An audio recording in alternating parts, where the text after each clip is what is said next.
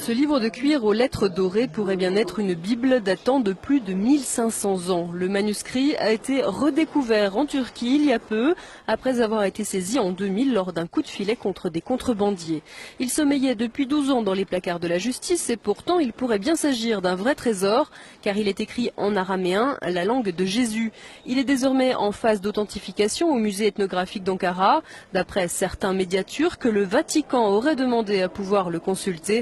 Une rumeur aussitôt démentie par le Saint-Siège. Certains journaux avancent aussi que cet ouvrage pourrait être l'évangile de Barnabé, un texte dans lequel Jésus citerait l'avènement du prophète Mahomet. Quoi qu'il en soit, le manuscrit a été placé sous haute protection. Il serait estimé à plus de 17 millions d'euros. Cette Bible soutient que Jésus n'a pas été crucifié, le Vatican est sidéré. Cette Bible a été découverte et gardée secrète en 2000 et contient l'évangile de Barnabé, un disciple du Christ, qui soutient que Jésus n'a pas été crucifié, qu'il n'était pas le Fils de Dieu, mais bien un prophète.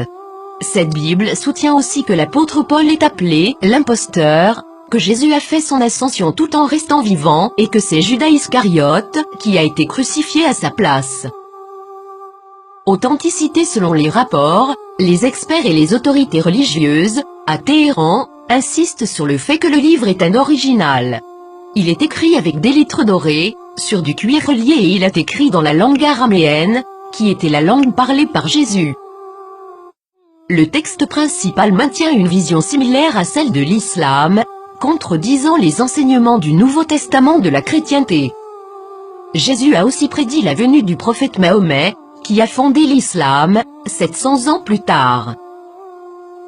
Plusieurs croient que, durant le concile de Nicée, l'Église catholique a choisi la forme qu'aurait la Bible, omettant l'évangile de Barnabé, parmi d'autres, et favorisant les 4 évangiles que nous connaissons aujourd'hui.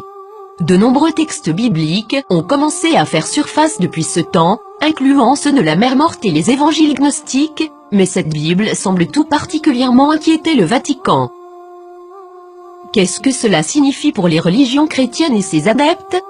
Quelque chose d'inconfortable. Le Vatican a demandé aux autorités turques de pouvoir examiner le contenu du livre.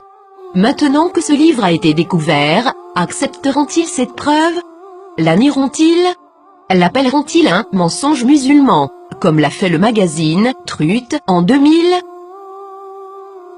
Pour plusieurs, ce livre est un rayon d'espoir et les croyants réaliseront bientôt que l'objet de leur adoration est arbitraire et que tous les textes, spécialement les textes religieux, sont sujets à l'interprétation. Qu'est-ce que cela signifie pour les athées, les agnostiques, les penseurs séculiers? Ce texte est-il réel? Est-il contrefait? Est-ce important? Nous pouvons espérer que cette nouvelle inspirera les religions à se poser des questions, au lieu de pointer du doigt et de tout croire aveuglément. Ne commencez pas à clamer à tous, je te l'avais bien dit.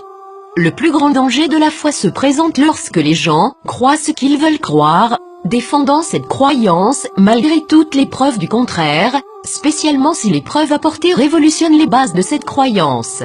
Et le grand coupable, dans tout cela, est le piège de l'ego, rejeter, critiquer les autres parce qu'ils ne sont pas comme vous.